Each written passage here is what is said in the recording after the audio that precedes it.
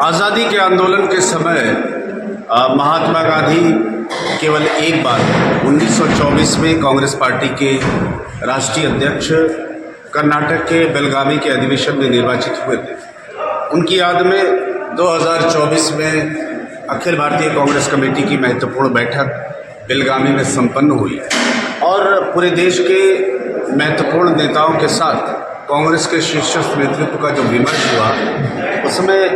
ये चर्चा हुई कि 2014 का लोकसभा का चुनाव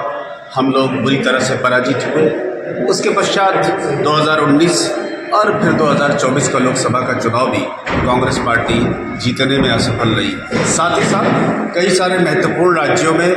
जहां हम चुनाव जीत सकते थे, वहां किन्हीं कारणों के चलते हम सरकार बनाने में असफल रहे। तो सबकी राय ये थी कि जो नेतृत्व है वहाँ तक तो बात ठीक है, लेकिन संगठन के स्तर पर जिस तरह से काम करने की ज़मीन पर आवश्यकता है और जो संपर्क और संवाद लोगों के साथ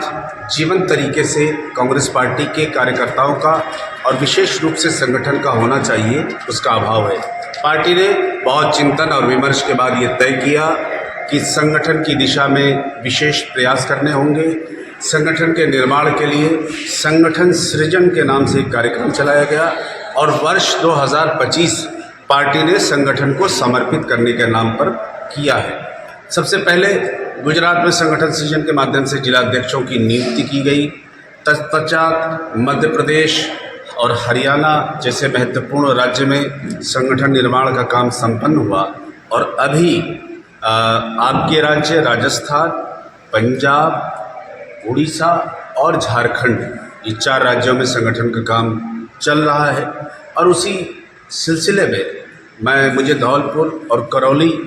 लोकसभा क्षेत्र जो है और 2 जनपद हैं, इनकी जिम्मेदारी सौंपी गई है और मैं यहाँ पर पिछले 3 दिनों से लगातार ब्लॉक कांग्रेस कमेटी के स्तर पर कांग्रेस के कार्यकर्ताओं से बातचीत करके कैसे संगठन बेहतर हो सकता है और आगामी 2028 का विधानसभा का चुनाव और उसके पश्चात 2029 में लोकसभा का चुनाव और उस चुनाव में बीजेपी को हराना और श्री राहुल गांधी जी के नेतृत्व में संविधान और लोकतंत्र की बचाने वाली सरकार की स्थापना, ये इसका मूल उद्देश्य है। सर, ये जैसे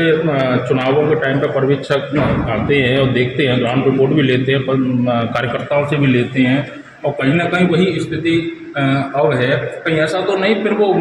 हुए हैं। इसमें सभी राज्य के नेताओं से परामर्श आदि किया जाता है, लेकिन होता यह है कि जो ग्राउंड रिपोर्ट है आमतौर से पर्यवेक्षकों की, उसी आधार पर फैसले किए गए हैं और नेतृत्व ये ऐसा समझता है कि इसमें जो लोगों को भी जिम्मेदारी सौंपी गई है वो सभी महत्वपूर्ण नेता है, चाहे भारत सरकार के मंत्री हों, चाहे राज्यों के प्रदेश कांग्रेस कमेटी के अध्यक्ष हों, सांसद हों, पूर्व कैबिनेट मंत्री हों, संगठन से जुड़े महत्वपूर्ण लोग हों। तो कुल मिला जुला के इस काम में जिन साथियों को जिम्मेदारी सौंपी गई है वो पार्टी के वरिष्ठतम और बहुत ही मैच्योर लोगों में से है और उनको फ्री हैंड दिया गया है, कार्यकर्ताओं फ्री हैंड दिया गया है कि सबसे बातचीत करके आप आइए और उनका जो मशवरा होता है उसी आधार पर नेतृत्व फैसले कर रहा है।